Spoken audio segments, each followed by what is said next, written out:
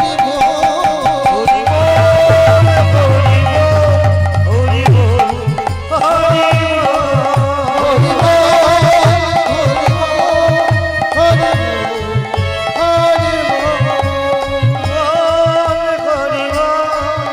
হরি বল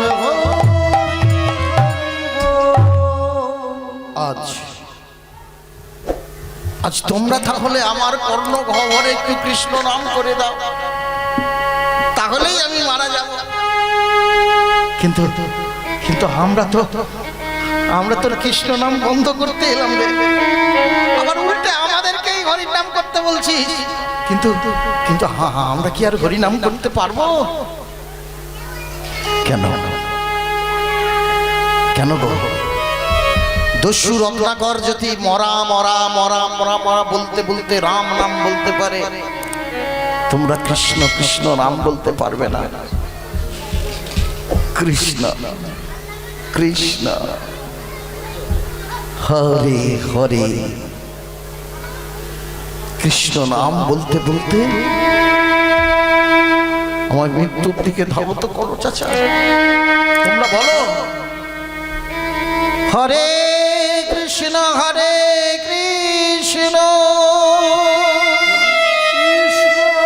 কৃষ্ণ কৃষ্ণ হরে হরে হরে হরে হরে রাম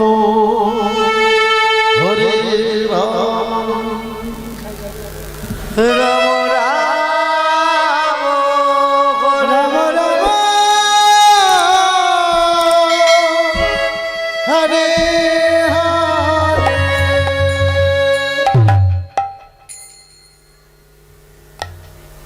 যেই না হরি নাম শুনতে লাগলো, আস্তে আস্তে হারেশ মাটির মধ্যে লুটিয়ে পড়লো। ওরে নাই, আর হারেশ বেঁচে নাই। ওই দেখ হারেশ মারা গেছে। মেরে ফেললাম রে, ছেলেটাকে মেরে ফেললাম। ওরে ওরে চল চল, ওকে কোলে করে নিয়ে চল। হারেশের সৎদেহটাকে তারা হরিনাম করতে করতে কাজী সাহেবের দরবারে নিয়ে গেল। বলো হরি বল বলো হরি বলো হরি বলো হরি বলো হরি বল বলো হরি বল বল হরি বল জয় জয় হরি হরি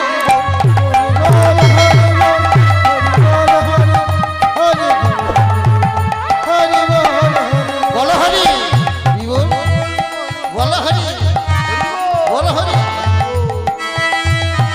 হুজুর হুজুর হুজুর হুজুর মেরে ফেলেছি, হুজুর মেরে ফেলেছি। হাও হাও করে কাঁদতে কাঁদতে বলছে হুজুর মেরে ফেলেছি। ছুটে এলো হিন্দু সমাজ, সমস্ত সনাতনী ধর্মের মানুষেরা ছুটে এসে বলল, হুজুর আমাদের একটাই অনুরোধ। হুজুর কি অনুরোধ? হুজুর হুজুর আমাদের ঘরে জন্মগ্রহণ না করুক। হারেস তো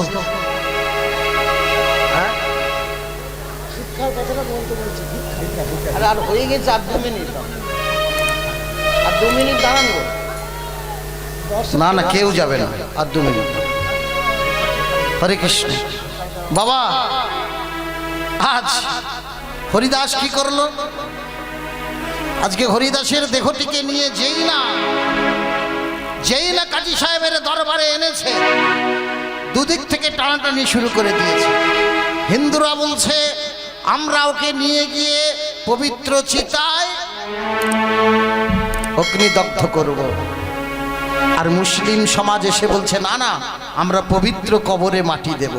দেখুন, মৃত্যুর পরও দুদিকে টানাটানি শুরু করে দিল। কাজী সাহেব দেখলো হিন্দু মুসলমানের দ্বন্দ্ব লেগে যাবে, তাই কি করলো? আদেশ করলো ওকে নিয়ে গিয়ে নদীর জলে ভাসিয়ে দাও। গঙ্গা নদীর জলে যখন ভাসিয়ে দিল, হরি হরি হরি বলে ভাসিতে লাগিল।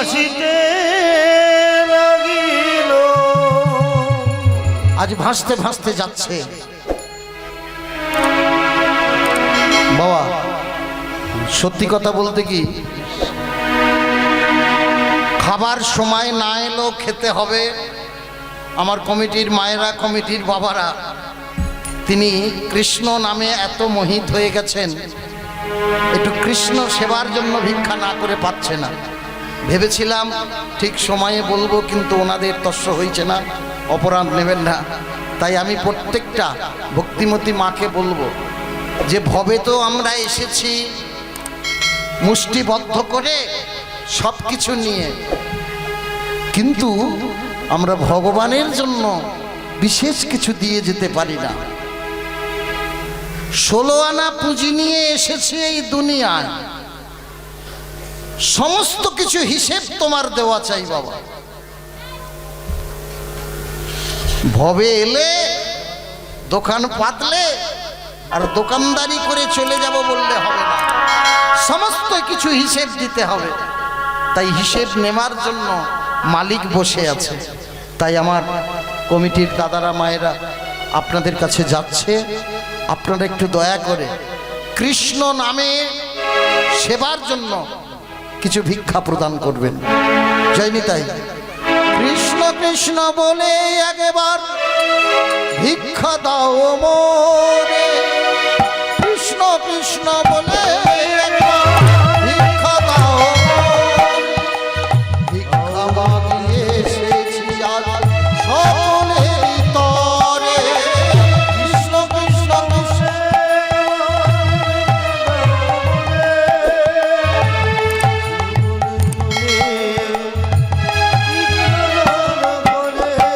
কৃষ্ণ কৃষ্ণ বলে একবার ভিক্ষা দাও মনে, ভিক্ষার লাগি এসেছি ভক্ত জনকার গারে।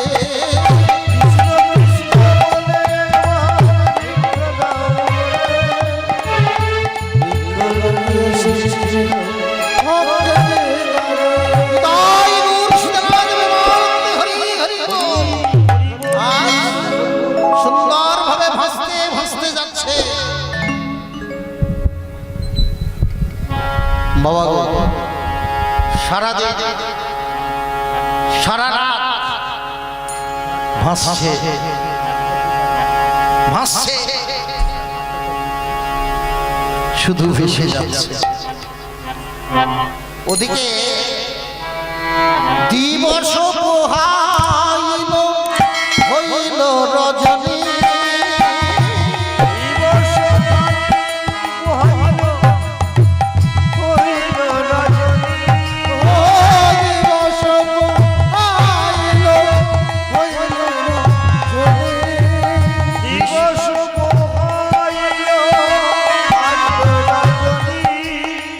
কৃষ্ণ অনুপ্রেমের দেহ ভাসিছে আপনি, কৃষ্ণ অনুপ্রেমের দেহ ভাসিছে ভেসে যায় ভেসে যায় ভেসে যায় ভেসে যায়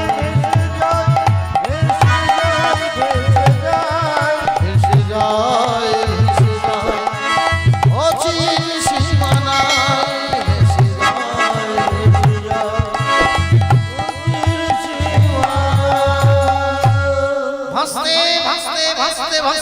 যাচ্ছে জানো মা, হঠাৎ করে এমন একটা জায়গায় গিয়ে ভেসে ভেসে গিয়ে সকাল হতে চলেছে। সেই জায়গাটির নাম হলো শান্তিপুর ধাম। আর শান্তিপুরের সীতানাথকে আপনারা সবাই নাম শুনেছেন। শান্তিপুরের সীতানাথ অদ্বৈত প্রভু তৈল হরিদ্রা মার্জন করতে করতে এসে গঙ্গার ধারে এসে গঙ্গা দেবীকে প্রণাম করে গঙ্গা স্নানে নামতে যাবে। আর সেই সময় একটু ভগবানের নাম করলেন। কেমন ভাবে? বম বম মুহূর্ত। আজ ভগবানের নাম করতে করতে স্নানে নামছে। সবাটি হলো কেমন? সররে নব গভুর চন্দ্র নাগর বন কারি শরণে নব নাগর বন করুণার করুণার সিন্ধু ভগত বিলাস কারি দিয়ার ইন্দু করুণার সিন্ধু ভক্ত বৎসল তারে স্মরণে নব গৌর চন্দ্র নাগর বন শরণে নব নাগর বন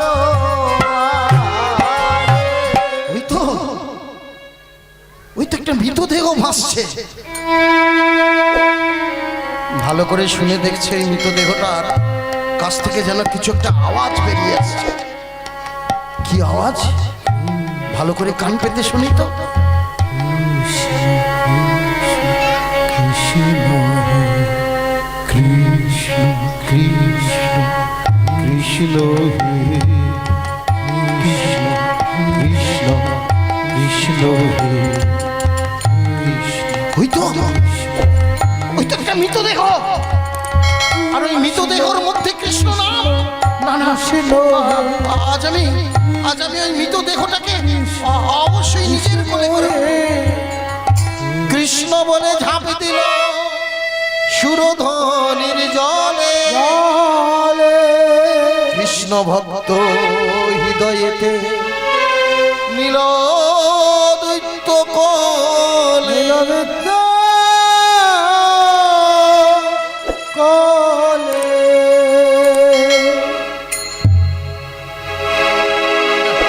বাবা। আজ অদ্বৈত প্রভু মৃতদেহটাকে কোলে নিয়েছে, দিয়ে দেখছে ক্ষত বিক্ষত দাগ, নানান রকম দাগ। সেই দাগটা দেখে কৃষ্ণ নাম শুনে তার বক্ষে কর্ণ গহ্বর রেখেছে। দেখছে এখনো তো বেঁচে আছে। তাড়াতাড়ি তার হাত পাগুলি ভালো করে গরম করে নিয়ে ঘষে ঘষে যেই না তার নয়ন মুদিত হয়েছে, আস্তে আস্তে যেই নয়ন উন্মিলন হয়েছে, সঙ্গে সঙ্গে চমকে উঠে হারাস বলছে, কে কে তুমি? কে তুমি? ওগো ওগো, আমায় ছুঁয়ো না গো, আমি যে অস্পৃশ্য মুসলমান। যাই হোক না কেন, তোমার দেহে এত ক্ষত দাগ কেন? ও, এই ক্ষত দাগের কথা বলছো? এগুলো ক্ষত দাগ নয় গো, এগুলো আমার অলংকার। তুমি জানো না, নারীকে যেমন অলংকার করলে ভালো লাগে, আমারও শরীরে আমি অলংকারে পড়েছি।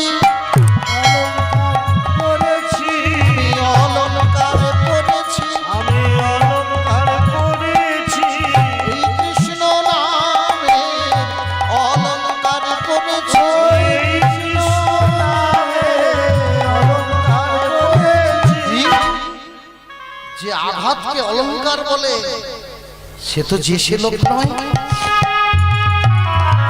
আস্তে আস্তে তাকে গৃহে নিয়ে গেলেন। নানান জড়িবুটি দিয়ে তাকে সুস্থ করলেন। সুস্থ করে তাকে বললেন, আমি বুঝতে পেরেছি বাবা, আজ থেকে তোমাকে আর এমন করে থাকতে হবে না। আমি আজই তোমাকে দীক্ষা প্রদান করব। আমি আজই কর্ণমূলে তোমার নাম দেব। হরিদাস বললে, প্রভু আমি যে দীক্ষা গ্রহণ করব